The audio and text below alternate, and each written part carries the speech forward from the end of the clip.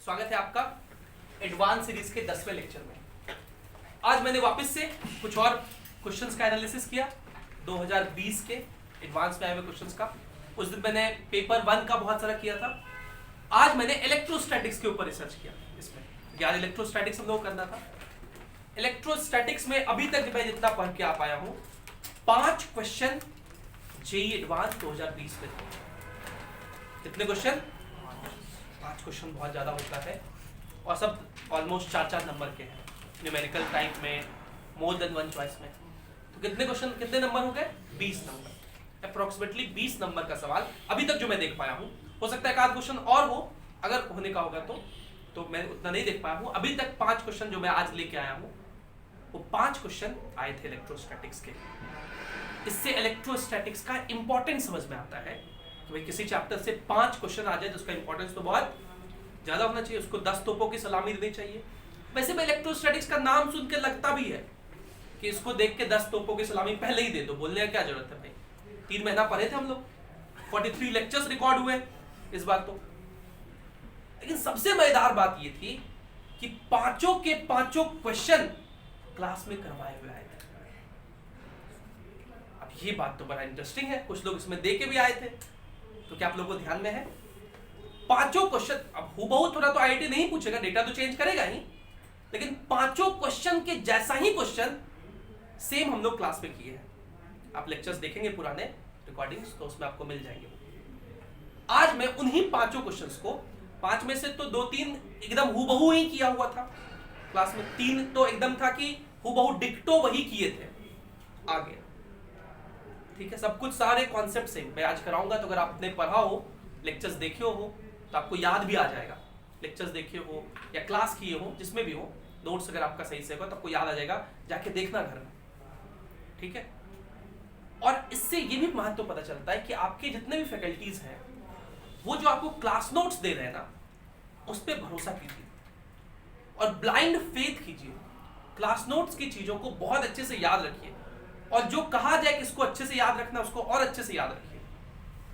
कौन सा चीज एग्जाम में कब आपको हेल्प कर जाएगा इसका कोई ठिकाना नहीं होता। अब जरा सोच के देखिए, 5 क्वेश्चन इलेक्ट्रोस्टैटिक्स के और 1 क्वेश्चन अभी तक मुझे थर्मो का मिला है, जो कि हूबहू कॉपी में वैसा क्वेश्चन कराया गया था और आ गया हो।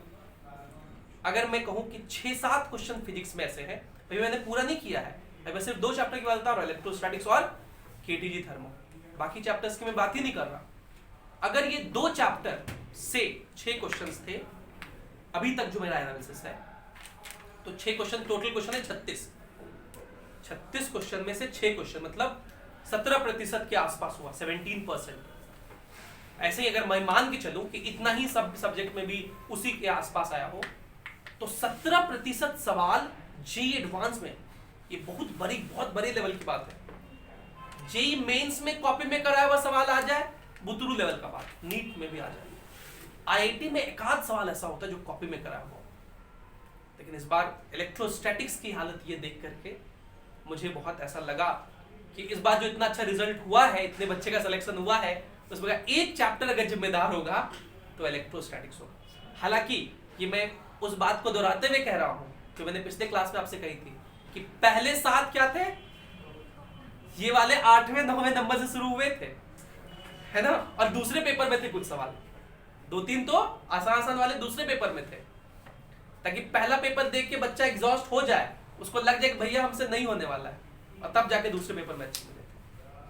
ठीक है, आज हम लोग इन्हीं 5 क्वेश्चन को इलेक्ट्रोस्टैटिक्स को देखेंगे और मेरी आपसे विनती होगी कि आप जो बेसिक कॉम्प्रिहेंसिव लेक्चर्स पूरे 43 लेक्चर मैंने आपको पढ़ाया था 2, 2.5, 3 महीने में, उसको एक बार अच्छे से एक चीज को देखें, रिवाइज करें, पढ़ें, उनमें जो भी डाउट है हमसे पूछें।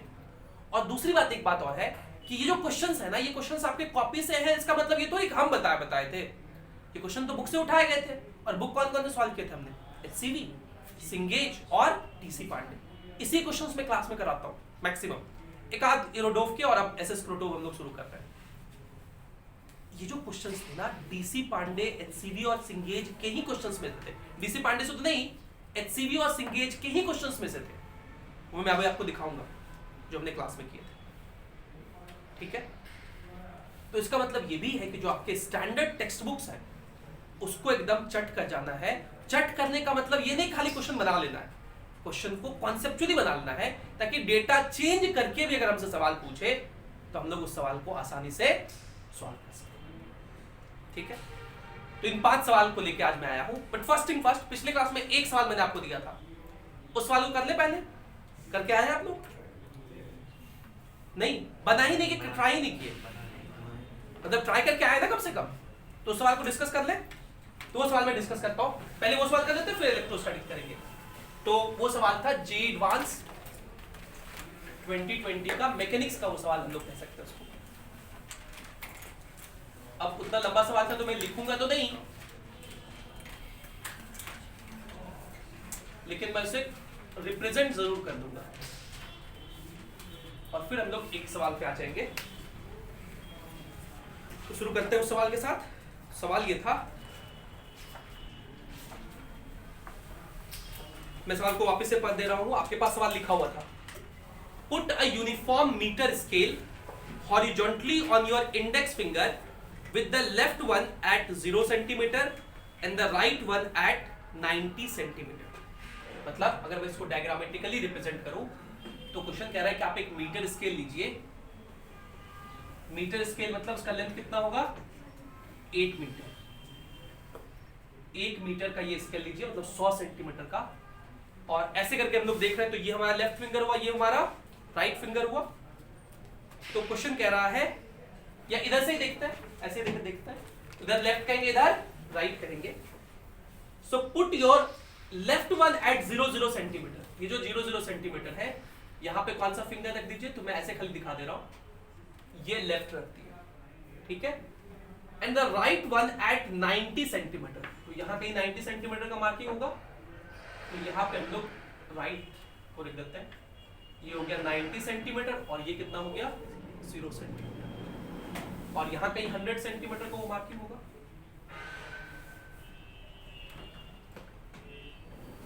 आपके आप में से किसी के पास स्केल है? किसी के पास? देखो, अगर आप में से किसी के पास स्केल होगा तो मैं वो बता सकता हूं क्वेश्चन करना क्या चाह रहा है। या अगर नहीं भी है किसी के पास? किसी के पास नहीं है? चलिए, अब आज घर जाके ट्राई करना, स्केल पे अपने दोनों उंगली को रखना, और क्वेश्चन कर रहा है कि आप दोनों को मूव करने की कोशिश कीजिए, लेकिन आप पाएंगे कि आप दोनों को एक ही साथ मूव नहीं कर पाएंगे। बड़ा इंटरेस्टिंग सा चीज है, दोनों को आप एक ही साथ मूव नहीं कर पाएंगे। आप जब मूव करेंगे तो कोई एक मूव होगा, दूसरा तब तक रुका रहेगा, दूसरा तब तक रुका रहेगा जब तक पहला मूव कर रहा। जैसे ही पहला रुकेगा, दूसरा चलना स्टार्ट कर देगा फिंगर। अब इसलिए मैंने कहा कि अगर आपके पास स्केल होता तो आप ये खुद करके देख पाते हैं। चलो लेके आइए, लाइए।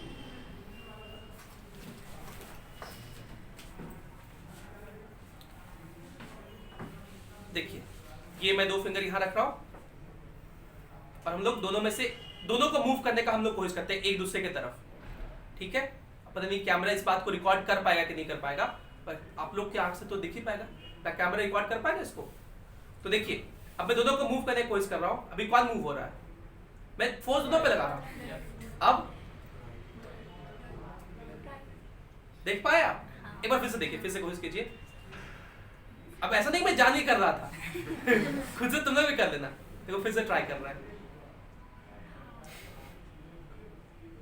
देख पाए आप लोग? पक्का? कितना इंटरेस्टिंग से बात सिर्फ आईआईटी ने क्वेश्चन उठाया। हम लोग सब बचपन से स्केल यूज किए होंगे, लेकिन कभी ऐसा जिंदगी में नहीं सोचे होंगे। और ये आईआईटी का एग्जाम का खूबसूरती है, जो इस क्वेश्चन से हमें झलकता है। एक और क्वेश्चन मैं फ्लूइड में कराऊंगा, उससे भी जो खूबसूरती झलकती है, हाँ, मजा आ जाता है। ये सब मास्टर के लिए ठीक है, बच्चों के लिए तो बहुत उदासीन वाला बात है। और एग्जाम में इतना सोच पाना, मैं भले कर रहा हूँ क्योंकि मैं ऑब्वियसली बात है बाद में एनालाइज करता हूँ क्वेश्चन को, शांत दिमाग से चाय पीते पीते 2 घंटे बना के आता हूँ, 1 घंटे बना के आता हूँ। मुझे खुद इस क्वेश्चन को सॉल्व करने में 30 मिनट से ज्यादा लगा था, ठीक है। इसके 2 कारण है, आप मेरे से कंपेयर नहीं कर सकते। इसके 2 वजह है, दोनों में अलग अलग चीज है। आप एग्जाम के मेंटेलिटी में बहुत अच्छे से तैयारी करके जाते हैं, और मैं सॉल्व करने से चलो देख लेते हैं क्वेश्चन। दोनों मेंटेलिटी अलग अलग होता है, उसकी वजह से भी टाइम ज्यादा लगता है। दूसरा कि एज ए टीचर सोचने का तरीका ज्यादा अच्छा होता है, स्टूडेंट्स का कम होता है। लेकिन अपार्ट फ्रॉम ऑल दिस ये क्वेश्चन ऐसा था जो कि एग्जाम में फर्स्ट टाइम में बन पाना थोड़ा सा मुश्किल था, थोड़ा नहीं बहुत ही मुश्किल था। लेकिन क्या आप ये बात समझ पाए जो मैं कहना चाह रहा हूं? अब जिसको भी शक हो वो इस क्वेश्चन को करने के बाद खुद से करना, अभी मत करने लगना, ठीक है? अभी इस क्वेश्चन पर समझिए। तो क्वेश्चन ये है कि इनको यहां रख दिए और अब क्वेश्चन आगे कह रहा है, अच्छा वैसे क्वेश्चन ने क्या दिया था, तो आप कभी क्वेश्चन की बातों को मान लिया कीजिए। कुछ चीजें आप अगर एक्सपेरिमेंट ले भी तो स्केल था तो देख पाएगा, नहीं देख पाए तो नहीं मानते, क्या मानना ही पड़ेगा ना। क्वेश्चन लिखा हुआ, when you attempt to move both fingers slowly towards the centre, initially only the left finger slips with respect to scale and the right finger does not. इसमें क्या है कि जब मूव करेगा तो कोई एक ही चलेगा, तो मान लीजिए वो कौन सा चल रहा है, लेफ्ट चल रहा है, left slip with respect to the scale and the right finger does not, full stop. पहले लेफ्ट चला, राइट फिंगर एज इज रहा, तो पहले कौन चला होगा इसमें, लेफ्ट। ये लेफ्ट चला होगा तब तक राइट यहीं रहा होगा। तो अगले केस में क्या होगा देखिए, मैं वापस से स्केल दिखाता हूं। अगले केस में क्या हो गया, ये राइट यहीं है लेकिन कौन चला, लेफ्ट। लेफ्ट चला होगा, कुछ दूर चल के रुक गया होगा, यहां तक चल के ये रुक गया। अब लेफ्ट फिंगर यहां आ गया और ये जो वो चला होगा उसको हम लोग XL कह देते हैं, distance moved by left finger. फिर कह रहा है after some distance the left finger stops, ये रुक गया, and the right one start slipping. अब कौन चलने लगा, राइट फिंगर। कुछ दूर ये भी चल के रुक जाएगा। तो चलिए ये मार्किंग 0 का ध्यान रखना। मैं फिर से डायग्राम बनाता हूं। अब सिचुएशन क्या दिखेगा, ये वो 100 का मार्किंग, राइट जो कि यहां पे था 90 पर था, यहां से चलता है, लेफ्ट यहां पे रुका रहेगा XL डिस्टेंस पर, और राइट जो यहां से चल रहा था वो यहां तक चलेगा और चल के रुक जाएगा। अब फिर से कौन चलेगा, लेफ्ट। तो क्वेश्चन कह रहा है, मैं इस स्टेप के बाद वापस से पढ़ रहा हूं, मैं वापस से पूरा पढ़ देता हूं फिर आपको समझने में आसानी होगा। Put a uniform metre scale horizontally on your index fingers with the left one at 0,0 and right one at 90 centimeter. When you attempt to move both the fingers slowly towards the center, initially only the left finger slips with respect to the scale and right finger does not. And the right finger does not. After some distance, the left finger stops and the right one starts slipping. ठीक है? And right finger stops at a distance XR from the center 50 centimeter of the scale and then left finger starts slipping again. मतलब यहां पे जब ये रुका तो ये XR नहीं है, सेंटर जो है ये 50 सेंटीमीटर का, इससे जो इसका डिस्टेंस है वो क्या है, XR है। ये लेंथ भी 50 सेंटीमीटर होगी, ये लेंथ कितना है 50 सेंटीमीटर, ये लेंथ भी कितना होगा 50 सेंटीमीटर। मतलब अगर ये पूछा जाए कि ये कितना चला, ये वाला लेंथ पूछा जाए तो कितना कहोगे, ये होगा 40, ये XR चला तो ये कितना होगा 40 माइनस XR, सब कुछ सेंटीमीटर में। कह रहा है दिस हैपेंस, ये क्यों होता है, this happens because of difference in the frictional force on the two fingers. ये इसलिए होता है क्योंकि दोनों फिंगर पे फ्रिक्शनल फोर्स अलग अलग लगता है, दोनों फिंगर्स पे फ्रिक्शनल फोर्स अलग अलग लगता है। आप में से कोई पूछना चाहे तो क्यों ऐसा होता है, एक्चुअली होता ये है कि इधर साइड देखो सबसे दूर है, इधर साइड सबसे दूर है, इधर साइड थोड़ा नजदीक है, थोड़ा नजदीक है। जितना नजदीक रखेंगे ना वेट उतना ज्यादा फील होता है, और क्योंकि ज्यादा वेट फील होगा तो नॉर्मल ज्यादा होता है, इसलिए थोड़ा सा फ्रिक्शन ज्यादा लगता है, यहाँ फ्रिक्शन कम लगता है, इसलिए पहले ये चला। तो जो दूर रहता है उसमें फ्रिक्शन थोड़ा सा कम लगता है, इसलिए 0 से और ये 90 चल रहा है, पूरा 100 से नहीं चल रहा है। 100 से करोगे तो कोई भी चल सकता है फिर, ठीक है। खैर उतना नहीं सोचना है इसमें, बस ये कह रहा है कि डिफरेंस है फ्रिक्शन का। और कोएफिशिएंट ऑफ स्टैटिक और डायनामिक फ्रिक्शन दिए हुए हैं। इसने कहा है कि स्टैटिक फ्रिक्शन कितना है 0.4 और डायनामिक फ्रिक्शन कितना है, डायनामिक मतलब काइनेमेटिक फ्रिक्शन 0.32। तो बताइए ये XR कितना होगा, आपसे ये XR पूछा गया, ठीक है, पक्का। अब ये बहुत कठिन सवाल नहीं है, अगर ये समझ गए तो अब सवाल को सॉल्व करना इजी है। पहले कौन सा फिंगर चल रहा है? लेफ्ट वाला। इस केस में ये लेफ्ट वाला चल रहा है, राइट वाला रुका हुआ। तो अगर लेफ्ट वाला चल रहा है तो इस पर जो फ्रिक्शन लग रहा होगा वो कौन सा फ्रिक्शन होगा? Kinetic friction. तो क्या मैं लिखूं, ये होगा म्यू के इंटू N1 जो इस पर लग रहा होगा, बोलो। और इस पर जो लग रहा होगा वो कितना होगा? कौन सा फ्रिक्शन? Static friction. जब ये इस इंस्टेंट तक आए तो जस्ट रुकने से पहले तक इस पे कौन सा फ्रिक्शन लग रहा था? काइनेटिक। तो इस इंस्टेंट पे मैं डायग्राम बना रहा हूं, रुकने से जस्ट पहले की बात कर रहे हैं। इस पे कौन सा फ्रिक्शन लग रहा था? काइनेटिक फ्रिक्शन इधर की तरफ, जो ये कितना होगा? म्यू के इंटू इस इंस्टेंट पे जो नॉर्मल लग रहा था N1, बोलो ठीक, बोलो जी।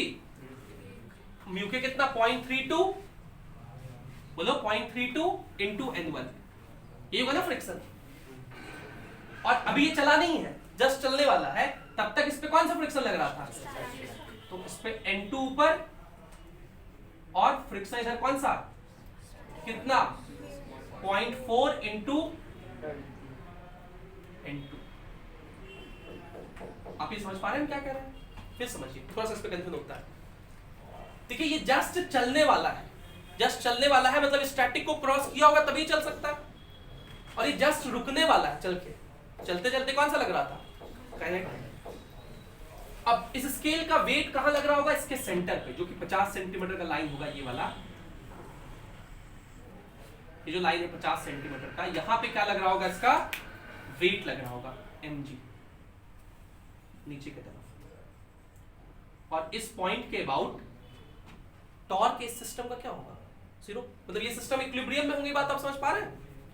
बोलिए, ये सिस्टम तो कहीं नहीं जा रहा ना, ये इधर उधर मूव कर रहा है, स्केल तो एज इट इज है। कौन मूव कर रहे हैं? फिंगर्स। तो ना ही स्केल हॉरिजॉन्टली मूव कर रहे हैं, ना ही स्केल वर्टिकली मूव कर रहे हैं, ना ही स्केल रोटेट कर रहे हैं। तो स्केल क्या है? इक्विलिब्रियम में है। तो since this scale is in equilibrium, scale in equilibrium है, तो इस पर सारे फोर्सेस बैलेंस्ड होंगे। जितना फोर्स ऊपर उतना ही फोर्स, जितना फोर्स इधर उतना ही फोर्स इधर, और जितना टॉर्क सेंटर के अबाउट होगा 0 होगा। किसी भी पॉइंट के अबाउट टॉर्क क्या होगा? 0। सेंटर के अबाउट करना आसान होगा क्योंकि mg नहीं दिया हुआ है। वर्टिकल डायरेक्शन में हम लोग इक्वेशन नहीं लिख रहे हैं, इसलिए लिख रहे हैं क्योंकि mg नहीं दिया है, तो छोड़िए उसको। इक्विलिब्रियम में तो पहले हॉरिजॉन्टल में लिखिए, जितना इधर उतना इधर, इधर लिखो कितना होगा? म्यू के N1। अच्छा मैं एक काम करूं, मैं ये वाला एक्सल ना लिख के ये वाले को एक्सल लिख दूं, सेंटर से डिस्टेंस को, क्योंकि XL और XR सेंटर से था ये वाला भी, तो इसको लिख देते हैं एक्सल, बाकी इसको क्या ही काम, इसका जरूरत भी नहीं पड़ेगा इसका, ठीक है। इसको लिख देता हूं एक्सल। तो हम लोग लिखे जितना फोर्स इधर उतना ही फोर्स इधर, तो इधर कितना है? म्यू के इंटू N1। म्यू के कितना है? 0.32 इंटू N1। तो 0.32 into N1 is equals to, इधर कितना है? 0.4 इंटू N2। तो कटेगा क्या? 8 से कटे ना, 8 चौके 32। 4 N1 is equals to 5 N2, पहला इक्वेशन, ठीक है। और दूसरा इसके अबाउट टॉर्क बैलेंस कीजिए, तो mg का टॉर्क तो 0, N1 into XL, N1 into XL is equals to N2 into ये डिस्टेंस कितना होगा? 40 सेंटीमीटर, N2 इंटू 40। तो XL कितना हो जाएगा? N2 बाय N1, और N2 बाय N1 कितना हो जाएगा? 4/5, है ना। N2 बाय N1 कितना होगा? 4/5। N2 बाय N1 कितना होगा? 4/5। तो N2 बाय N1 हो गया 4/5 इंटू 40, तो ये हो गया 32 सेंटीमीटर। तो अगर आपसे ये सवाल पूछा जाता कि बताइए ये फिंगर कितना देर बाद रुकेगा, तो ये दिक्कत। तो अगर ये पूछा जाता एक्सल कितना होगा, तो कितना कहते? 32 सेंटीमीटर। अब तो मेरे ख्याल से आप लोग सॉल्व करते हैं। अब अगले स्टेप में क्या हुआ कि ये वाला रुक गया, लेफ्ट वाला रुका हुआ है, कौन चल रहा है? राइट वाला। तो राइट वाला चलते चलते चलते चलते यहां तक आया है। तो जब ये जस्ट रुकने वाला है तब तक इस पर कौन सा फ्रिक्शन लग रहा था? काइनेटिक। भी चल के आया है, इस पर काइनेटिक फ्रिक्शन इधर लगा दीजिए, इस इंस्टेंट पे नॉर्मल का वैल्यू मान लेते हैं, यहाँ पे n4 था, सेम नॉर्मल नहीं होगा, चेंज कर लेते हैं, n4 था, और यहाँ पे फ्रिक्शन कितना लगेगा, काइनेटिक फ्रिक्शन, मतलब 0.32 इंटू n4, ये दोनों चीज चेंज हो जाएगा। और ये रुका हुआ था तो इसपे कौन सा फ्रिक्शन, स्टैटिक इधर की तरफ, ये हो गया n3 इंटू इस पे कितना फ्रिक्शन लगा दीजिए, स्टैटिक फ्रिक्शन कोएफिशिएंट कितना है 0.4 इंटू सॉरी n3, ठीक है, क्लियर। बस तो अगले स्टेप में हम लोग यहां क्या लिख दें, जितना इधर उतना इधर, इधर कितना 0.40 n3 is equals to 0.32 n4, फिर से काटिए 8 से, तो 5 n3 is equals to 4 n4, ये दूसरा इक्वेशन हो गया। और फिर से टॉर्क बैलेंस कर दीजिए इस पॉइंट के अबाउट, mg नीचे लग रहा होगा, तो n3 का टॉर्क कितना हो जाएगा, n3 इंटू 32, मैं कहा लिखूं, इधर आ रहा है ये, या लिखता हूं n3 इंटू 32, क्या आ रहा है इसमें, n3 into 32 is equals to n4 into xr,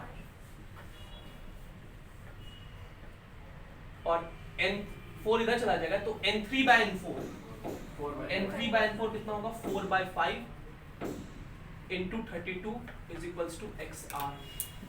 तो बताइए xr की वैल्यू कितनी हो जाएगी, 4 दूनी 8, 4 दिया 12, 128 बाय 5, तो 5 दूनी 10, 28, 25 25, 25 पॉइंट सेंटीमीटर। मैं एक बार आंसर चेक कर लेता हूँ कि कहीं कोई कैलकुलेशन मिस्टेक ना हुआ हो। तो ये क्वेश्चन था पेपर 1 का, क्वेश्चन नंबर जो मेरे बुक में है, पेपर 1 का ये क्वेश्चन नंबर कहाँ गया जी, 13 था, न्यूमेरिकल वैल्यू टाइप में आया हुआ था, 4 नंबर का ये सवाल था, और बड़ा ही इंटरेस्टिंग सवाल था कि मतलब मुझे देख के तो मजा आ गया था कि आईआईटी ने खोज खोज करके चुन चुन के सवाल बनाया है ना, और इसका आंसर है 25.6 सेंटीमीटर, ठीक है। तो इसको लिखिए और फिर हम लोग एडवांस वाले इस बार के इलेक्ट्रोस्टैटिक्स के वो 5 सवाल करेंगे, ठीक, लिखिए इसको।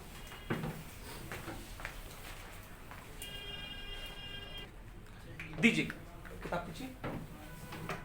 चलिए अगला सवाल जो जेईई एडवांस का है, ये तो फॉर्मूला हम हमेशा कहते हैं कि आपको याद रखिए, मैंने क्लास में आपको ड्राइव करके भी दिखाया था, इस पे सवाल था, ये पेपर 2 में 11वें नंबर सवाल पे था, मोर देन वन चॉइस पे। तो अब हम लोग जितने भी सवाल करेंगे 5 सवाल, वो किसके हैं, जेईई एडवांस 2020 के इलेक्ट्रोस्टैटिक्स के। तो मैं एक साथ लिख देता हूं,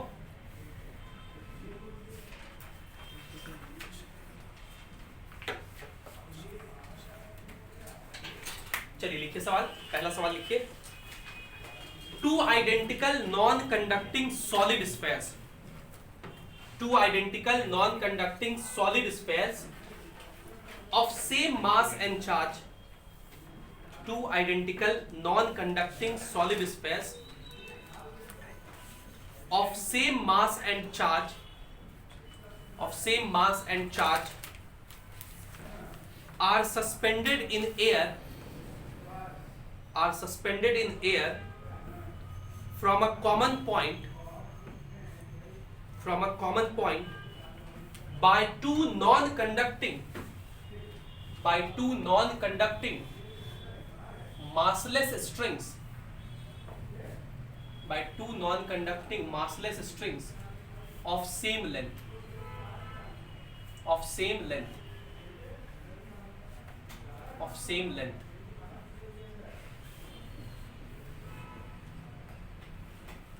ठीक है, full stop. At equilibrium the angle between the strings is alpha, at equilibrium the angle between the strings is alpha, equilibrium में इन strings के बीच का एंगल अल्फा है, full stop.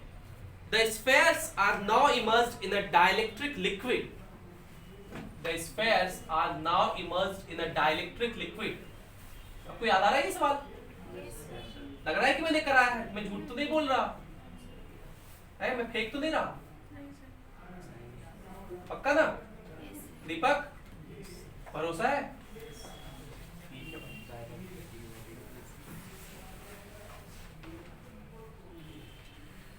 The spheres are now immersed in a dielectric liquid of density 800 kg per meter cube. Of density 800 kg per meter cube.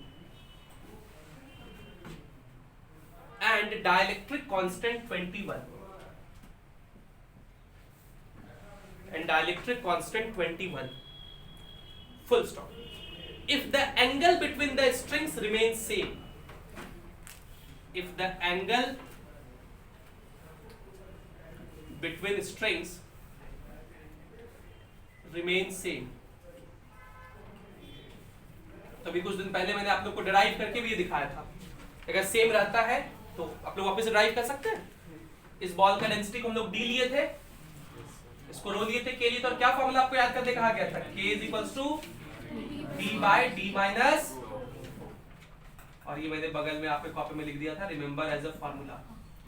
आपको इसका importance समझ में आ रहा है? आगे से याद रखेंगे सबको कि अभी भी नालायक वाला काम करोगे? याद रखेंगे, चलिए ठीक है। वैसे अभी डिराइव करके भी आपको दिखा दूंगा। पहला कह रहा है ऑप्शन, अच्छा मोर देन वन है तो पहला ऑप्शन है कि electric force between the spheres remain unchanged. Electric force between spheres remain unchanged. ऐसा तो हो ही नहीं सकता, क्योंकि भैया डिस्टेंस सेम है, चार्ज सेम है, लेकिन मीडियम चेंज हो गया है। तो क्या अनचेंज रह सकता है इलेक्ट्रिक फोर्स? बिल्कुल नहीं, चेंज हो जाएगा। दूसरा, electric force between the spheres reduces. Electric force between the spheres reduces. हाँ बिल्कुल सही जवाब है, अभी हम लोग दिखाएंगे, देखिए। See, mass density of sphere is, मैं उसको कैपिटल डी लिख लेता हूं, डी का वैल्यू 840 kg पर मीटर क्यूब होगा। यही बिल्कुल सही जवाब है, उसमें पुट करके कैलकुलेट करेंगे हम लोग अभी। और तीसरा, टेंशन रिमेन्स सेम। ये भी गलत है, अभी लोग देखेंगे कैसे गलत है। अब जल्दी से 2 मिनट में इसको सॉल्व कर लेते हैं, क्योंकि ऑलरेडी किया हुआ है सवाल कॉपी में। तो देखिए, इसका इससे शुरू करें या इससे शुरू करें? इसका वेट mg नीचे, टेंशन t ऐसे, ये वाला एंगल को थीटा मान लेते हैं हम लोग, ये भी थीटा हो जाएगा बाय सिमेट्री। इसके वजह से इस पे इलेक्ट्रोस्टैटिक फोर्स डर लगेगा F नॉट, जो ये कितना होता है 1/4 pi epsilon not q square, मतलब q1 into q2 q square by distance r। ये इक्विलिब्रियम में है तो ये दो एक्सिस ले लिए, वर्टिकल और हॉरिजॉन्टल, ये थीटा तो ये थीटा, t का ऊपर की तरफ component t cos theta mg के बराबर, t sin theta f naught के बराबर। तो tan थीटा कितना हो जाएगा? f naught by mg। ये पहला इक्वेशन मैंने बहुत तेजी में तो देख दिया। ये वर्टिकल लाइन, ये थीटा, इसका वीडियो वापस से बताइए। mg नीचे, टेंशन चेंज हो जाता है, टेंशन अब T डैश। क्यों चेंज होगा? क्योंकि अभी फोर्सेस चेंज हो गए। इलेक्ट्रोस्टैटिक फोर्स अब कितना? 1/4 pi epsilon naught into small k into q1 q2 by r square. तो ये हो जाता है basically F naught by k, reduce हो जाता है फोर्स। डाइलेक्ट्रिक में डालने से फोर्स k टाइम्स घट जाता है, इसलिए ऑप्शन डी सही। और टेंशन चेंज कर गया, इसलिए डी क्या हो गया? गलत हो गया। अब ये एक्सप्रेशन लोग ड्राइव किए, इसका डेरिवेशन बहुत आसान है। यहाँ पे एक बाइंड फोर्स ऊपर की तरफ लगता है, वो लगा दीजिए पहले। बाइंड फोर्स होता है V रो G, V होता है इसका वॉल्यूम। इसका वॉल्यूम क्या लिखेंगे? इसका मास बाय इसका डेंसिटी, ये हो गया V into rho, density of liquid, वो रो है इनटू G। ये होता है बाइंड फोर्स। ये एंगल थीटा, ये एंगल थीटा होगा। फिर से T का ऊपर की तरफ कंपोनेंट कितना हो जाएगा? T डैश cos थीटा, और इधर की तरफ T डैश sin थीटा। तो T dash sin theta is equals to F naught by K। अच्छा, अगर आपको लगे कि चेंज हो रहा है सर सही में, तो आप कैलकुलेट भी कर सकते हैं। ठीक है, तो चेंज हो जाएगा। T डैश का वैल्यू T के वैल्यू से अलग आएगा। ऊपर की तरफ T dash cos theta plus ये इज इक्वल्स टू mg, तो मैं डायरेक्ट लिख देता हूं mg माइनस ये m रो g बाय d। डिवाइड करिए तो tan थीटा हो गया, ये हो गया एफ नॉट बाई के इंटू, इसमें देखिए mg कॉमन है तो mg common 1 minus rho by D, तो d minus rho by D ऊपर, और tan थीटा दोनों में सेम होगा। ये वाला भी कितना था एफ नॉट बाई mg, क्योंकि एंगल चेंज नहीं कर रहा, तो दोनों साइड से देखिए mg से ये mg गया, एफ नॉट से ये एफ नॉट गया, तो इधर 1 बचा, तो k is equals to d by D minus rho आ गया। और इस फॉर्मूले में आप k का वैल्यू रख दीजिए 21, d का वैल्यू हम लोग को निकालना है, और रो का वैल्यू कितना दिया हुआ है 800, इसको इधर भेज दीजिए क्रॉस मल्टीप्लाई, तो 21d माइनस 800 गुना 21 इज इक्वल्स टू d, इस d को इधर भेज दीजिए तो 21 माइनस 20 हो जाएगा इज इक्वल्स टू 800 गुना 21, 20 से ये 800 कट जाएगा 40 बार में, तो 840 kg पर मीटर। इसका मतलब ये ऑप्शन सी बिल्कुल सही है। 4 नंबर का सवाल, इजी पीजी जब पे नीचे पक्का। इसको लिखिए फिर हम लोग अगला सवाल करेंगे।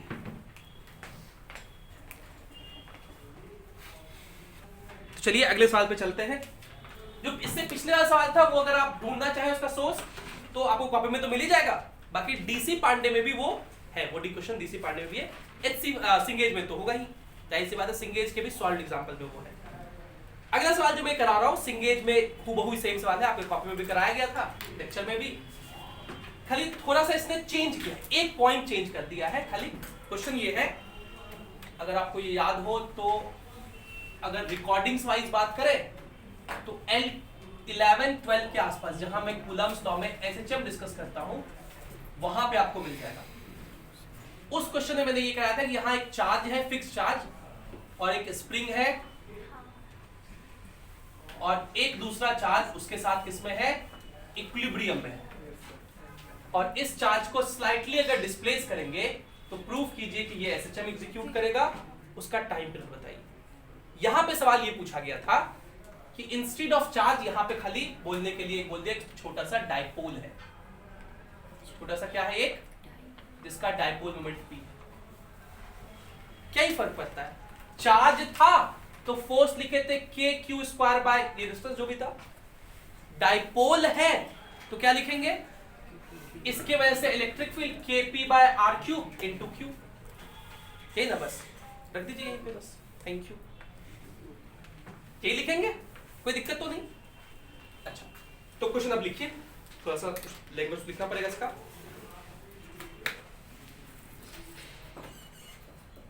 ये सिस्टम जो है लिखिए, यहां पे लिखा हुआ है, मैं ऊपर के 2-4 लाइन छोड़ दे रहा हूं कि ये है वो सब छोड़ दीजिए। इसका दिया हुआ है कि ये k है और ये चार्ज q, m है।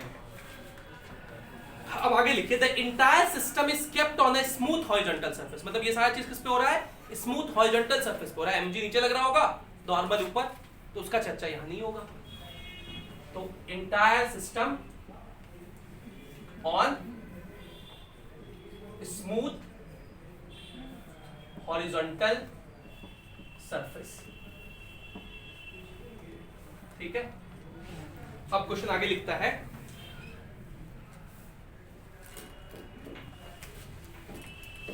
फुल स्टॉप के बाद लिखिए, when a point dipole P pointing towards the charge Q is fixed at origin, और इस बात है ये इसको फोर्स आएगा तो ये स्प्रिंग स्ट्रेच्ड रहेगा, तो क्वेश्चन है कि the spring gets stretched and attains equilibrium at length L,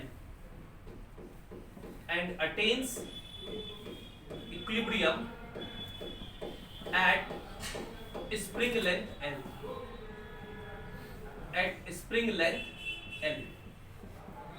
at spring length L, full stop. If the mass m is slightly displaced now,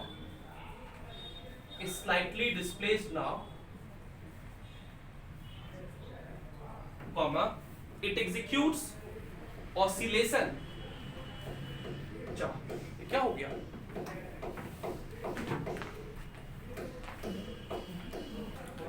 तो असुविधा के लिए खेद है हमें, आज जो भी लाइट का दिक्कत हो। तो क्वेश्चन आगे ये है कि इफ द मास m, यहाँ पे ये मास m इक्विलिब्रियम में आ गया l लेंथ पे, अब इसको हम लोग क्या किए, यहाँ से स्लाइटली डिस्प्लेस किए।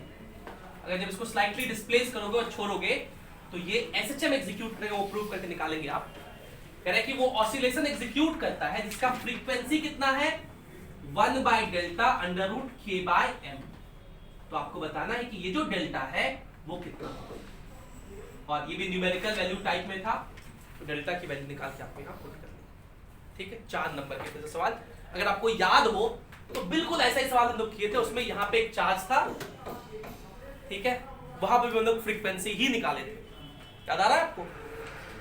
तो बिल्कुल वही एकदम हूबहू स्टेप्स भी अगर आपको याद है ना, तो ऐसा हूबहू सेम स्टेप कॉपी पेस्ट करना है, जितनी बातें वहां बताई गई थी सेम काम करिए और आंसर लाइए।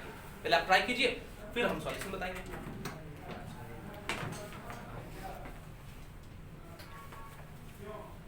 हाँ, इस क्वेश्चन में लैंग्वेज में थोड़ा गड़बड़ी है। ये जो L होगा, the spring gets stretch and attains equilibrium at, spring length L नहीं होगा, ये L होगा elongation, at elongation in spring length, at elongation in spring length करने के लिए ये जो L दिया हुआ वो क्या है, इलोंगेशन के बाद, मतलब इलोंगेशन के बाद का लेंथ इलोंगेशन है, L है। मतलब अगर ये पूरा लेंथ अभी पूछे कितना होगा तो कहेंगे आप L0 प्लस L।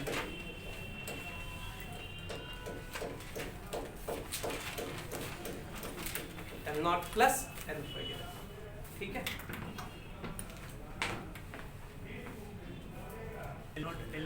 अच्छा, क्वेश्चन में एक और बात लिखा हुआ है, वो मैं भूल गया लिखने के लिए, क्योंकि मैंने पढ़ा नहीं था अच्छे से। One end of a spring of negligible unstretched length, ये पॉइंट का यूज है, one end of a spring of negligible unstretched length, unstretched length मतलब जो उसका L0 है वो क्या है, नेग्लिजिबल है। आप ये लेंथ L0 प्लस L कह रहे हो ना, तो इसको आप अप्रोक्सीमेटली कितना लिख सकते हो, L, क्योंकि ये L0 क्या है, नेग्लिजिबल है। ठीक है, ये एक पॉइंट मिसिंग था इस क्वेश्चन में। आप सॉल्व कीजिए। अब तो ये क्वेश्चन इजी है सॉल्व करना, मैं सॉल्व करके दिखा दूं जल्दी से। ये 2kp/L³ हो जाएगा इधर की तरफ, ये लेंथ तो पूरा L ही है, और स्ट्रेच लेंथ भी कितना है, L ही है। तो स्प्रिंग फोर्स इधर लगेगा अभी कितना, k × x होता है, x मतलब इलोंगेशन जो कि L है, लेकिन L और ये लेंथ होता है। देखिए जो फोर्स लिखते हैं ये वाला इलेक्ट्रोस्टैटिक फोर्स में डिस्टेंस लिखना होता है, तो वो होता है L0 प्लस L।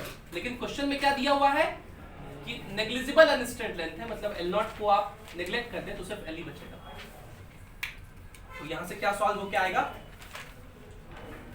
ये अभी इक्विलिब्रियम में है, ये क्या है, इक्विलिब्रियम कंडीशन है, तो इक्विलिब्रियम में सॉल्व होके आएगा KL = 2k'(pq/L³). क्या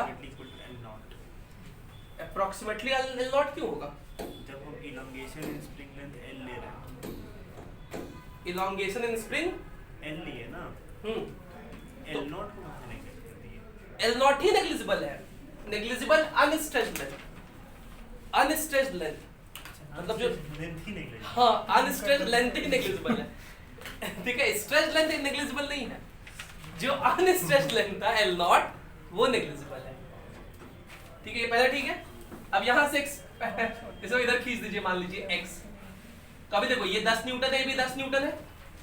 जब को इसको इधर खींचोगे तो स्प्रिंग फोर्स बढ़ेगा कि घटेगा, बढ़ेगा, इलोंगेशन बढ़ गया, इलेक्ट्रोस्टैटिक फोर्स घट जाएगा।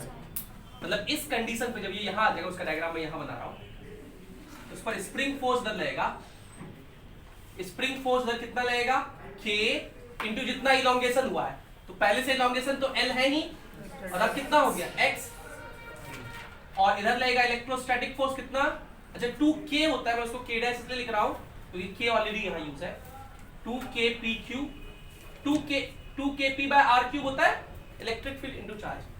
तो डिस्टेंस कितना लिखेंगे, L + x + L0 भी, लेकिन वो नेग्लिजिबल है उसका क्यूब।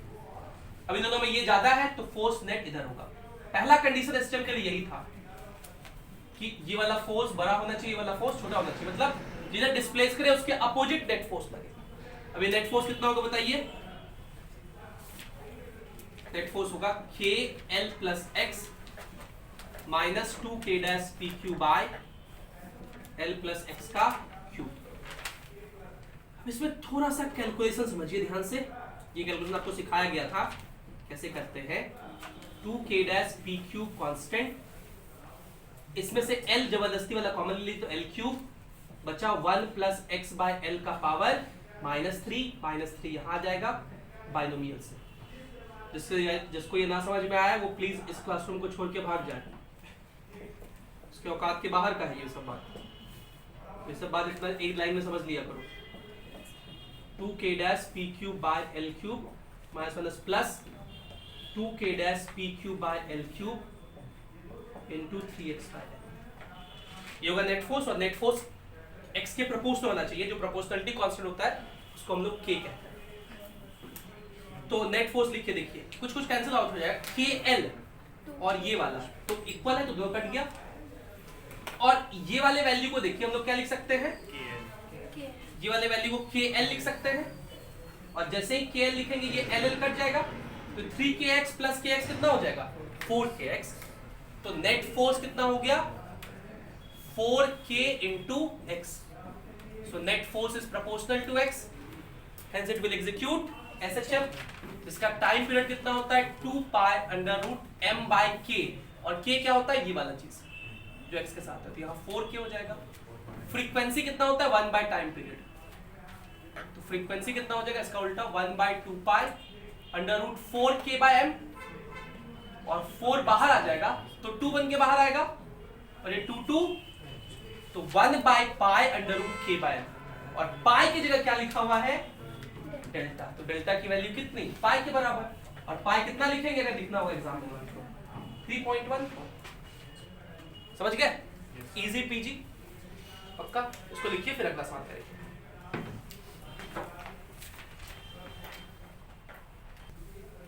तो अगला सवाल चलते हैं। मैं जब इलेक्ट्रोस्टैटिक्स आप लोग कराता हूं तो बहुत सारा मैकेनिक्स का चीज रिवाइज कराता हूं। जैसे अभी एसएम यूज हुआ, उससे पहले फ्लूइड वाला यूज हुआ था। एक आप याद कीजिए, मैंने आपको प्रोजेक्टाइल में पूरा रिवाइज करवाया था इलेक्ट्रोस्टैटिक्स में, और प्रोजेक्टाइल में इलेक्ट्रिक फील्ड डाल के क्वेश्चन भी कराया था। वो वाला क्वेश्चन भी आ गया है क्वेश्चन, अ यूनिफॉर्म इलेक्ट्रिक फील्ड। अब मैं क्वेश्चन लिख रहा हूं, कहीं कोई बात छूट ना जाए। अ यूनिफॉर्म इलेक्ट्रिक फील्ड, इसलिए शॉर्टकट में लिखने से मैं बचता हूं। मैं जान करके पूरा स्टेटमेंट लिखता हूं, लेकिन उसमें छूट गया था 2-3 बार। A uniform electric field E is equals to minus 400 root 3 J cap Newton per coulomb is applied in a region.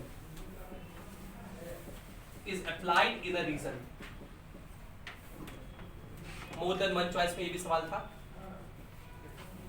A charged particle of mass m carrying charge q is projected in this region with an initial speed इतना। This particle, तो एक charge particle, उसका charge q है और उसका u दिया हुआ है। u दिए हम लोग उसको 2√10 into 10 to the power 6 metre पर सेकंड, उसका इनिशियल वेलोसिटी दिया हुआ है। This particle is aimed to hit a target t which is 500 meter away from its entry point into the field। और एक और बात दिया हुआ है कि q by m का वैल्यू जो है 10 का पावर 10 कूलम पर केजी है, और डायग्राम दिया हुआ है ऐसा कि इस पार्टिकल को ऐसे u से फेंके हैं,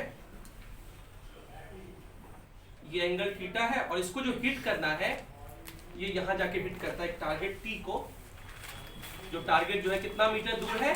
5 मीटर। तो बेसिकली ये 5 मीटर क्या दिया हुआ है? रेंज दिया हुआ है, और ये नीचे की तरफ इलेक्ट्रिक फील्ड है कितना? 400√3। माइनस नहीं लगाएंगे तो नीचे की तरफ तो कहीं दिए। तो पहला पार्ट सवाल का पूछा गया है ए पार्ट में, the particle will hit T if projected an angle theta is equals to 45 degree. तो ए पूछा है कि थीटा 45 डिग्री होना चाहिए। बी पूछा है कि particle will hit T if projected either at an angle 30 और 60, मतलब थीटा 30 हो या फिर 60। सी पूछा है time taken by particle to hit T could be under root 5 by 6 microsecond as well as under root 5 by 2, मतलब time of flight. Time of flight पूछ रहा है कि अंडर रूट 5 by 6 माइक्रोसेकंड या फिर अंडर रूट 5 by 2 माइक्रोसेकंड होगा। और D पूछा है कि टाइम ऑफ फ्लाइट जो है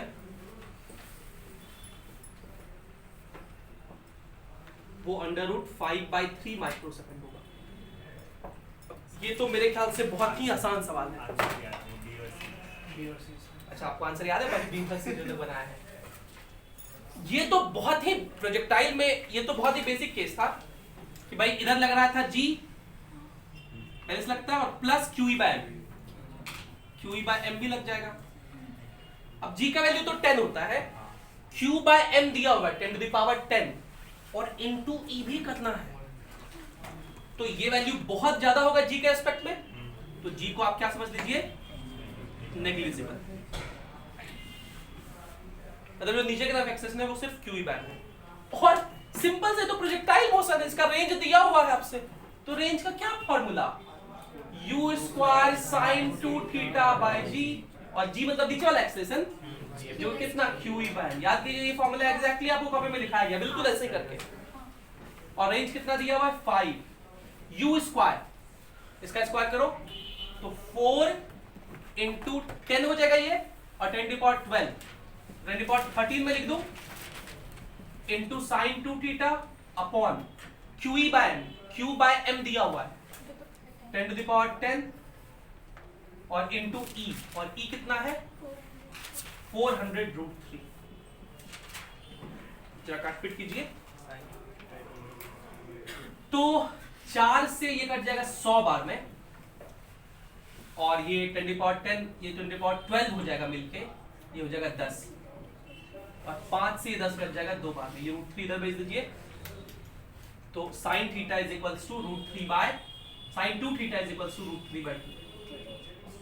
तो 60 डिग्री 2 थीटा का वैल्यू या फिर 2 थीटा का वैल्यू 120 डिग्री दोनों होता है, तो थीटा इज इक्वल्स टू 30 और थीटा इज इक्वल्स टू, अगर आपको ये नहीं भी याद था तो अगर आप थीटा से 30 में निकालते तो आपको ये याद आया था कि अच्छा 30 डिग्री पे जितना रेंज होता है 60 डिग्री पे उतना ही होता है, range is equal at complementary angles. तो ये थीटा 30 और 60 डिग्री आंसर हो गया। और अगला था time of flight under root 5 by 6 microsecond, और ये तो टाइम ऑफ फ्लाइट जानते हैं हम लोग 2u sin थीटा बाय जी होता है, खाली रखते ना था वैल्यू, थीटा का दो वैल्यू इसलिए दो आंसर होगा। तो पहले लिखेंगे 2, अच्छा जी नहीं क्यू ई बाय, तो 2u के जगह कितना 2 रूट 10 इंटू साइन थीटा, पहले मैं 30 ले लेता हूँ, साइन 30 हाफ होता है, अच्छा इधर 10 टू द पावर 6 भी था इसका, by q by m 10 to the power 10 into e कितना 400 रूट 3, काटपीट कीजिए, ये 2 2 जा 4, ये हो गया 100, 10 का पावर 6 से 10 का पावर 4, ये हो गया 10 का पावर 6, इसको रहने दीजिए एज इट इज। तो मेरे पास क्या बचा under root 10 by 2 root 3 microsecond, मेरे पास 6 ऊपर जाएगा कितना माइक्रोसेकंड, तो इस 2 को अंदर भेज दे क्या, तो 12 बन जाएगा ये रूट 12, तो अंडर रूट 5 बाय 6 माइक्रोसेकंड। ये किस में है? इसी में हो सकता है, तो 60 रख के भी निकाल लीजिए, पहले वाले में 5 by 6 हाँ दूसरे में भी रख के देख लीजिए, तो ये आ जाएगा, खाली यहाँ रूट 3 एक मल्टीप्लाई हो जाएगा ना दूसरे वाले में, रूट 3 by 2 होता है, तो इंटू रूट 3 कर दोगे तो 5 by 2 हो जाएगा, इजी पीजी। तो ये था तीसरा सवाल इलेक्ट्रोस्टैटिक्स का, वे 2 और आने वाले हैं, तो इसको लिखिए फिर वो 2 और करेंगे।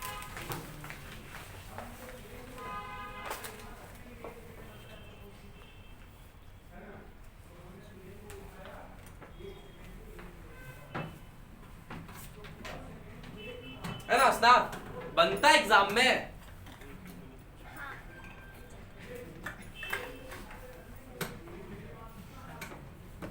नहीं होगा 21 लगा है जी, कौन भेजा था?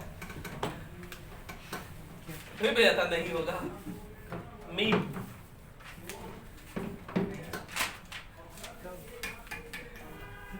दो और है, एक पेपर 1 का आखिरी सवाल है, देखो। फ्लक्स निकालने वाला एक वो, हाँ वो वाला कर लो।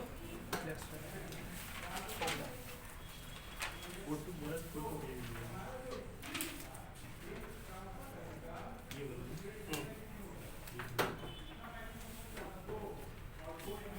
ऐसा सवाल किए थे क्लास में? मतलब कि ये सब सारा फॉर्मूला सिखाया। क्लास में ऐसा सवाल किए थे? हाँ मतलब प्रोजेक्टाइल से रिलेटेड किए थे। खाली values अलग अलग। हाँ एग्जैक्टली ये ना जी नेगलेक्ट भी हुआ है एक जगह, जी नहीं वो HC वाला सवाल में ऐसे करके चला जाता है तो थीटा निकालते हैं। एक और सिंगेज वाला सवाल जो है उसमें जी नेगलेक्ट कर देते हैं। कॉपी खोल के देखना, लाए हो कॉपी, लाए हो इलेक्ट्रोस्टैटिक्स का? कम से कम इसी बहाने खोल के देख लिया करो तुरंत। सभी देखी थी? जी नेगलेक्ट वाला स्प्रिंग है वो कर निकालो तो पहले, निकालो तो जी नेगलेक्ट वाला सब है।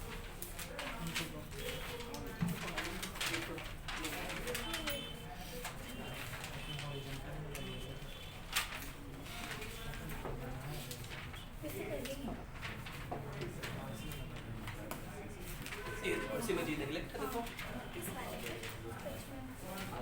इसमें एच मैक्स दिया हुआ है, ये वाला, ये सिंगेज का सवाल है। ओ ये हाँ इसमें हाँ इसका ग्रेविटी फ्री स्पेस लिखा हुआ ना मतलब वही वो यहाँ देखते देखिए। तुम क्या लेके कैलकुलेट करती है? हाँ लेके कैलकुलेट करती 10 में उतना बड़ा नंबर ऐड करते तुम? नेगलेक्ट करती? बस इसमें क्वेश्चन में भी वो उतना तो पहले से ही पता है कि इलेक्ट्रोस्टैटिक फोर्स पहले दिन से सीखते हैं। पहले दिन से तुम लोग को बताया गया है कि जिस दिन जी का वैल्यू के हो जाएगा उस दिन मेरा कैटरीना कैफ से शादी हो जाएगा। बताते हैं कि नहीं शुरू दिन से? फिर भी तुम लोग बुला जाते हो कि जी बहुत कम होता है। मैडोना कहाँ गया इधर?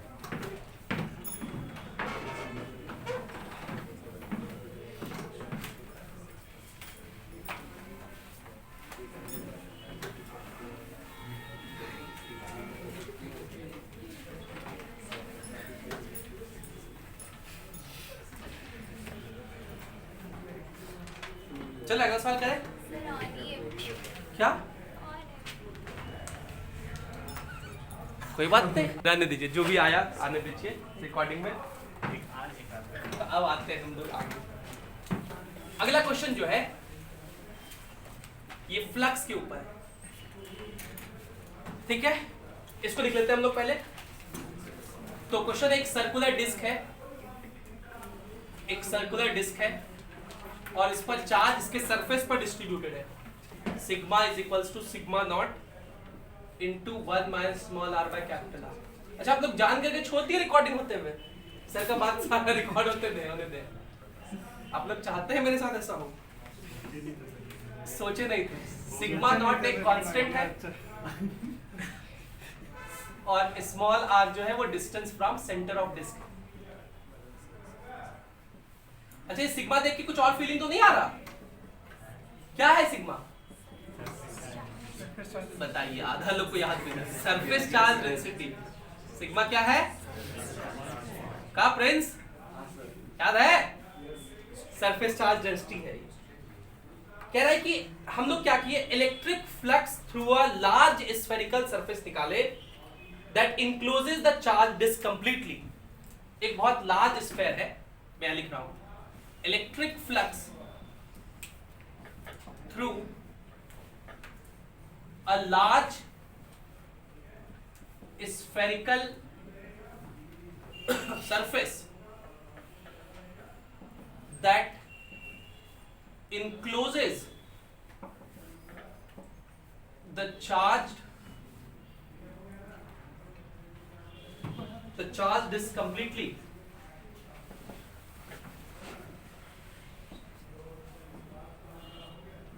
is phi naught. Electric flux through another spherical surface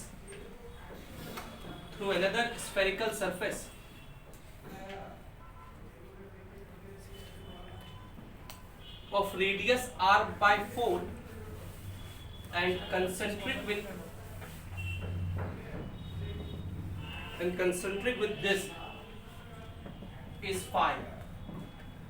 ये गॉस थ्योरम से सवाल है. Find phi naught by phi. और ये भी इंटीजर टाइप में, न्यूमेरिकल वैल्यू टाइप में क्वेश्चन था, 4 नंबर का. आसान सवाल है, 5 मिनट का समय दीजिए, निकल जाएगा आप लोग से. कोशिश कीजिए.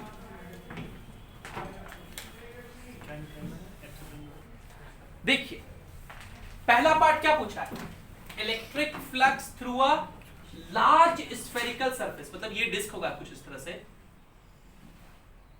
जिसपे चार्ज डिस्ट्रीब्यूटेड है इस तरह से, और एक बहुत बड़ा सा स्फेयर है.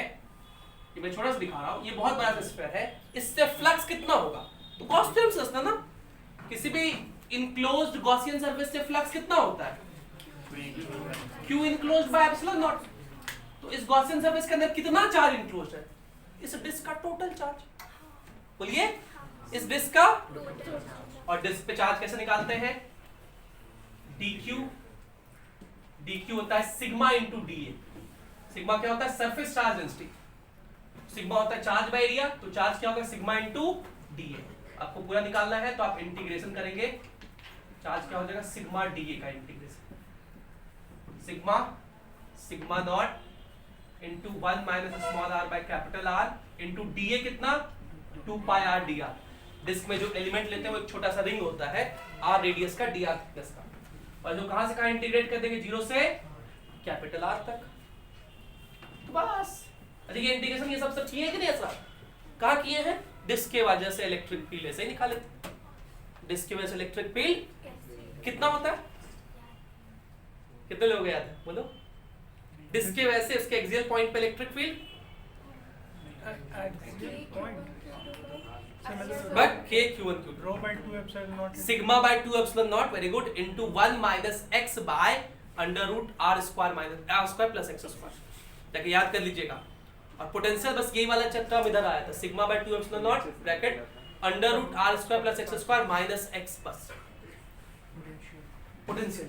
इलेक्ट्रिक फील्ड होता है sigma by 2 epsilon naught into 1 minus x by under root r square plus x square. तो ये क्यों होगा, सिग्मा नॉट इंटू 2 पाई बाहर आ गया, आर डी आर इंटू 1, तो आर स्क्वायर बाय 2, दूसरे से आर स्क्वायर बाय 2 लिख दे, minus R square D R, तो आर क्यूब बाय 3, और वो आर क्यूब बाय 3 एक आर ऑलरेडी है, तो ये आर स्क्वायर बाय 3 लिख दे सीधा सीधा. R square by 2 minus R square by 3 कितना होगा, R square by 6. Sigma naught into 2 pi into R square by 6. ये हो गया Q. तो फ्लक्स कितना हो जाएगा, phi naught sigma naught into 2 pi R square by 6 epsilon naught. ये फाई नॉट हो गया. अब कह रहा है कि फिर से निकालिए electric flux through another sphere of radius r by 4 and concentric with the disc. मतलब ये डिस्क है, लेकिन अब जो स्फीयर है वो बहुत बड़ा नहीं है, अब क्या है, छोटा है. कितना बड़ा है, r by 4, और इसके कंसेंट्रिक है, मतलब ऐसा वो स्फीयर है. तो इसके अंदर जो चार्ज होगा उसी की वजह से खाली फ्लक्स होगा. चार्ज क्या, फ्लक्स क्या होता है, Q enclosed by epsilon not ना. तो इस बार जो फ्लक्स होगा उसके लिए जो Q इनक्लोज्ड लिखेंगे आप, इस Q इनक्लोज्ड में चार्ज कहां से कहां तक लेंगे, 0 से r by 4 तक का. मतलब ये जो इंटीग्रेशन करेंगे कहां से कहां करेंगे, 0 से r by 4. तो निकालते हैं, मैं निकाल रहा हूं Q इनक्लोज्ड. ये तो ऐसे ही था, सिग्मा नॉट इंटू 2 पाई. अब इंटीग्रेशन तो कर ही दिए थे, r dr का इंटीग्रेशन r स्क्वायर बाय 2, ठीक है. लेकिन खाली r के लिए कितना पुट करना है, r by 4, तो कितना हो जाएगा, r स्क्वायर बाय 32. यहां था r स्क्वायर बाय 3, तो कितना हो जाएगा, r square by 64. नहीं रुक जाइए. r क्यूब dr था, तो r का पावर 4, स्मॉल r का power r square sorry r square dr था, तो स्मॉल r का क्यूब बाय 3 कैपिटल आर, ये होता ना, और स्मॉल आर का वैल्यू कितना पुट करना है, आर बाय 4, तो उसका क्यूब कितना होगा, R cube by 64. R cube by 64। 3 into 64. तो ये आर से एक ये कट जाएगा, आर स्क्वायर हो जाएगा, और एलसीएम ले लेंगे आप 64, तो ये कितना हो जाएगा,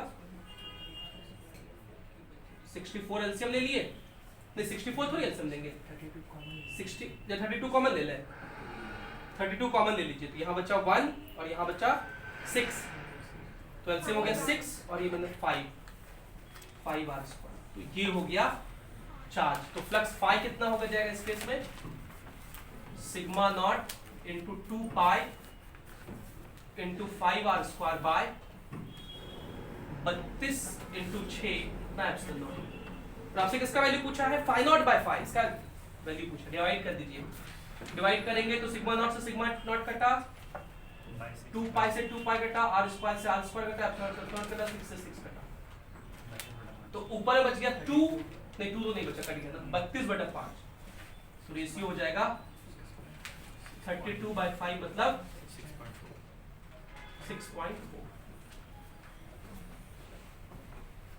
इजी।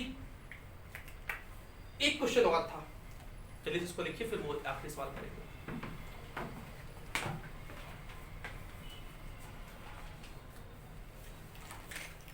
आखिरी सवाल, और ये वही सवाल है जिसको मैं बचने के लिए क्लास में कराता था हमेशा, है ना, आप लोग के साथ भी यही हुआ।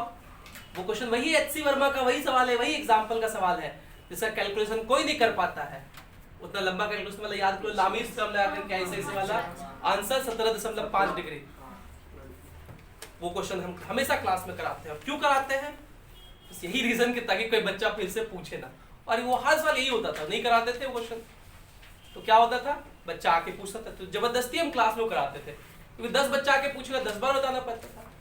और इस बार आईआईटी ने उसी क्वेश्चन पे फिर से वही चार्ज की जगह क्या कर दिया, डाइपोल। तो बड़ा इंटरेस्टिंग से अब दो क्वेश्चन में वही किया, वो चार्ज की जगह खाली क्या कर दिया, डाइपोल। क्वेश्चन लिखिए, और थोड़ा सा एक बात इसमें और एक्स्ट्रा पूछा है, point charge q of mass m, point charge small q of mass small m, point charge small q of mass small m is suspended vertically by a string, is suspended vertically by a string of length L, full stop। मतलब पहले ये ऐसा system था,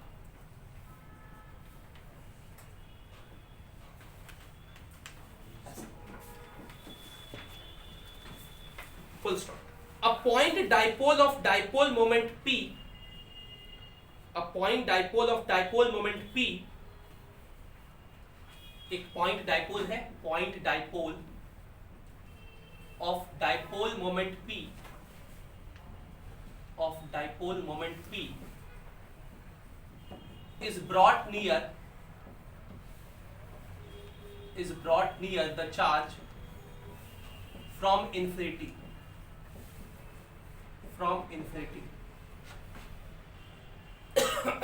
so that the charge moves away,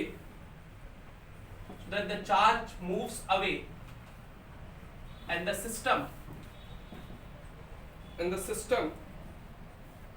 attains final equilibrium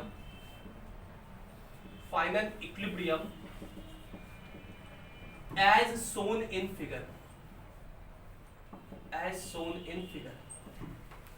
और figure दिखाया हुआ देखिए, ये ऐसे, ये वो चार्ज पार्टिकल q, m है, ये वो डाइपोल है, यहाँ पे छोटा सा डाइपोल जिसका डाइपोल मोमेंट कितना है p, आपको देखिए याद आ रहा है इसे पूरा अच्छे से,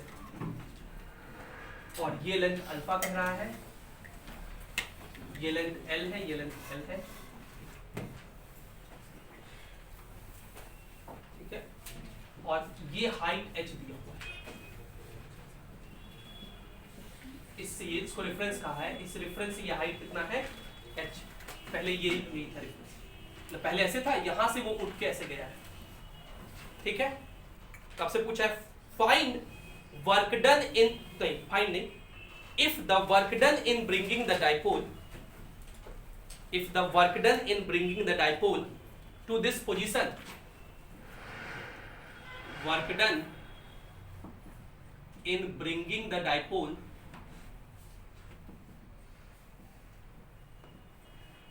to this position is n cross mgh, तो find n, और फिर से वो fill in the blanks वाला सवाल था,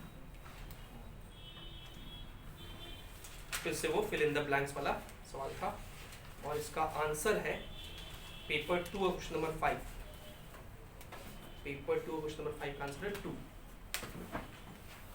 मैं बता दूं आप लोगों को कि आप लोग करेंगे इसको या होमवर्क में देते हैं? मैं होमवर्क नहीं, अब इतना लिख दिया तो समझाएंगे कि फिर से लिखेंगे अगले दिन। चलो 5 मिनट का टाइम लो, फिर सॉल्व करो। हाँ चलिए देखते हैं। तो अपना बताओ, मत देखना इधर। देखिए इसका वेट mg, अच्छा पहले उससे पहले हम लोग इस वर्ड का भी नहीं समझ ले, ये आपको नया अगर लग रहा हो तो, नया नहीं है वैसे। Work done in bringing the dipole from this position the two this position, infinity से यहाँ तक आने में कितना वर्क करना पड़ा होगा। हम लोग जानते हैं वर्क डन क्या होता है, change in potential energy. Electrostatic force है ना, तो इलेक्ट्रोस्टैटिक फोर्स की वजह से वर्क डन, या कंजर्वेटिव फोर्स की वजह से यहाँ पे 2 वर्क होगा। mg भी कर रहा है, ये पार्टिकल ऊपर गया है ना, तो वर्क डन कितने के बराबर होगा, change in, negative change in potential energy. Work done in bringing, तो वर्क डन इन ब्रिंगिंग मतलब एक्सटर्नल एजेंट की वजह से वर्क डन पूछा है, तो वर्क डन एक्सटर्नल एजेंट की वजह से positive change in potential energy होता है। और अगर कंजर्वेटिव फोर्स या इलेक्ट्रोस्टैटिक फोर्स की वजह से पूछता तो नेगेटिव चेंज लिखते हैं, और चेंज का मतलब फाइनल माइनस इनिशियल। इनिशियल तो सिस्टम का पोटेंशियल 0 था क्योंकि ये पार्टिकल रेफरेंस पे था और वो डाइपोल इंफिनिटी पे था। फाइनली कितना हो गया, तो पहले तो ये पार्टिकल h हाइट राइज कर दिया, तो mgh हो गया प्लस इस दो सिस्टम का भी पोटेंशियल एनर्जी। ये कैसे निकालेंगे, तो आपको याद है कि पोटेंशियल एनर्जी होता है पोटेंशियल इनटू चार्ज, तो डाइपोल की वजह से यहाँ पे पोटेंशियल लिख दोगे, ये डिस्टेंस मान लो r है, तो इसकी वजह से यहाँ पोटेंशियल कितना, ये कैसा पॉइंट, एक्सियल, डाइपोल के लाइन में कैसा पॉइंट ये, और एक्सियल पॉइंट पे potential Kp by r square, Kp by r square into Q। मतलब मुझे इस वाले टर्म को रिड्यूस करना है mg वगैरह के फॉर्म में। पहले तो r की वैल्यू देख लीजिए आप, साइन रूल से बोलते r निकालने, इसमें याद है, याद आ रहा है, r दिया हुआ है, कहाँ दिया, मतलब वो निकाल सकते हैं, हाँ दिया हुआ वैसे बिना साइन रूल निकाले, मतलब साइन रूल निकाल के उसमें क्वेश्चन में दे दिया है, लेकिन हम क्यों ही दें, तो निकालने से याद कीजिए, ये अल्फा था, पूरा एंगल 180, तो ये कितना 90 माइनस अल्फा बाय 2, और ये भी 90 माइनस अल्फा बाय 2। तो साइन रूल लिखिए, इसके सामने वाला side r by sine alpha is equals to l by sine 90 minus alpha by 2, तो r बाय साइन अल्फा को लिखेंगे 2 sine alpha by 2 into cos alpha by 2 is equals to l by cos alpha by 2, ये निपट गया, तो r का value हो गया 2l साइन अल्फा बाय 2। हालांकि ये वैल्यू लिखा हुआ था, लेकिन मुझे नहीं लगता कि फाइनल ओरिजिनल क्वेश्चन पेपर में था ये लिखा, किसी को याद है? अब वो इसमें सॉल्यूशन टाइप में लिखा है, तो हो सकता है इसमें भी लिखा हो, अगर था तो वेरी गुड, मतलब एक स्टेप आपका कम कर दिया था कि ये वैल्यू इतना होता है। हालांकि हम लोग ये सीखे थे, इसलिए रिवाइज कर लिए, इसको ऐसे निकालते हैं। अब इसका एफबीडी बनाते हैं, तो इसका वेट mg नीचे लगेगा, टेंशन T ऐसे लगेगा, और इस पर इलेक्ट्रोस्टैटिक फोर्स ऐसे लगेगा।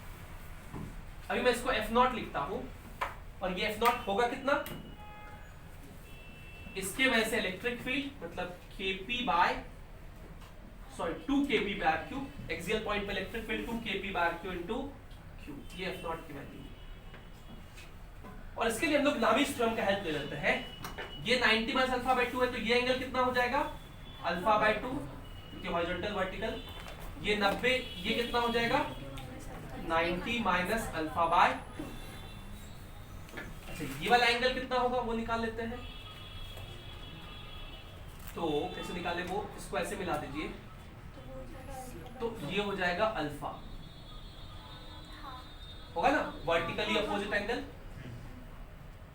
और ये कितना हो जाएगा, 90 माइनस तो भाई ये पूरा स्ट्रेट लाइन है, वर्टिकल ये अल्फा, ये 90, वर्टिकली अपोजिट एंगल भी तो कर सकते हैं। अच्छा ये 90 माइनस अल्फा बाय 2, तो ये पता चल गया, ये पता चल गया, तो ये पता चल ही जाएगा, फिर वो हम लोग नहीं लिख जरूरत हम लोग को।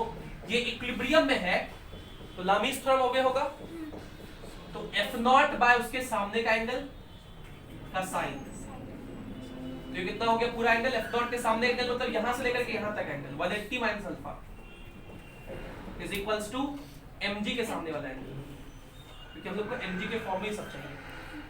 mg के सामने वाला कितना हो जाएगा, साइन, ये वाला एंगल कितना, 90 प्लस अल्फा बाय 2,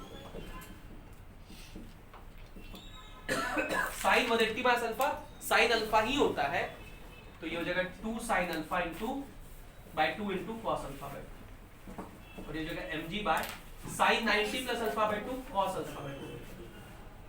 तो यहां से F0 का वैल्यू आ जाएगा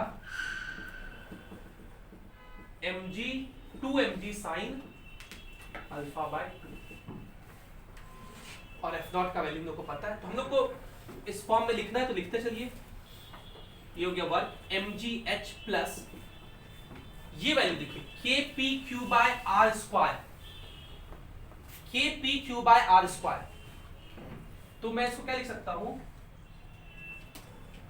2f0 नहीं sorry f0 into r by 2 is equals to kpq by, होगा ना, तो f0 r by 2, f0 r by 2, ये हो गया mgh प्लस f0 लिख दीजिए अब, नहीं हाँ f0 उस फॉर्म में लिख दीजिए, या f0 बाय 2 भी लिख दीजिए इस फॉर्म में, तो f0 ये 2 है ना, तो ये 2 यहाँ भेज दीजिए, f0 बाय 2 का वैल्यू कितना होगा, mg साइन अल्फा बाय 2, तो f0 बाय 2 का value mg sign alpha by 2 into r का वैल्यू कितना है, 2l sign alpha by 2, 2l sign alpha by 2।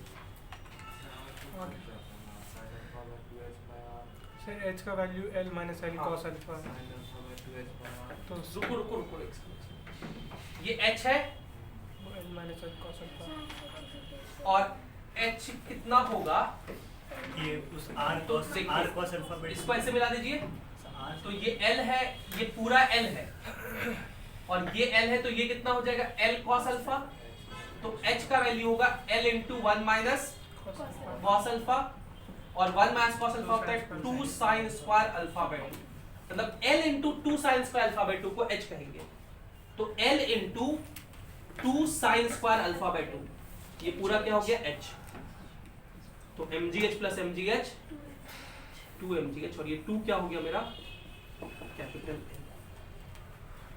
ये आंसर हो गया, गॉट इट। अब वो जो उम्मीद है इलेक्ट्रोस्टैटिक्स के इतनी बातों को आप लोग अच्छे से 43 लेक्चर्स सीरीज में इतने बताए गए या फिर जो क्लासरूम में बताए गए थे कॉपी से अच्छे से पढ़ के शॉर्ट नोट्स बना के तैयार रखेंगे अगले इलेक्ट्रोस्टैटिक्स के क्लास में। अगली क्लास में मिलेंगे कुछ और क्वेश्चन के साथ, तो पहले तो एक क्लास मैकेनिक्स की होगी, अब L11 वाली, उसमें एसोस्क्रोटोव सीरीज के आगे क्वेश्चंस करेंगे, और उसके बाद वाले क्लास में हम लोग इलेक्ट्रोस्टैटिक्स करेंगे। Thank you for being with us.